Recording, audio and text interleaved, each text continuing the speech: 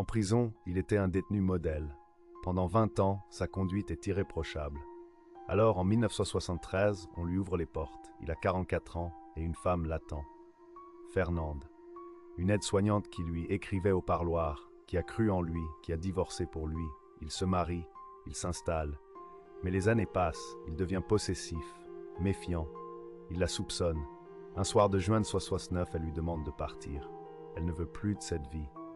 Elle lui signe même un chèque de 20 000 francs pour qu'il puisse redémarrer, pour ne pas le laisser sans rien.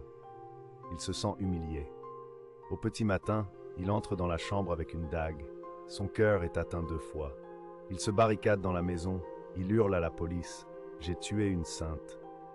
Il retourne en prison. Perpétuité. Et de nouveau, il se comporte en détenu exemplaire, si bien qu'en 2001, à 72 ans, Albert Millet est de nouveau un homme libre. Il rencontre Gisèle, il dépense ses économies pour elle, des bijoux, des vêtements.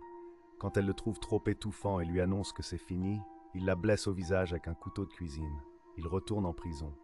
7 ans, cette fois. En 2007, à 68 ans, il sort. Sa dernière libération. Il emménage chez Chantal, une voisine dépressive. Il paie son loyer, il lui offre une voiture. Mais un ami de Chantal, Christian, vient souvent. Trop souvent. Un soir, après une dispute, Albert quitte l'appartement en prévenant qu'il reviendra armé. Personne ne le prend au sérieux. Quand il frappe à la porte un peu plus tard, Chantal ouvre. Une balle pour elle dans la cuisse. Christian s'interpose, 3 autres pour lui.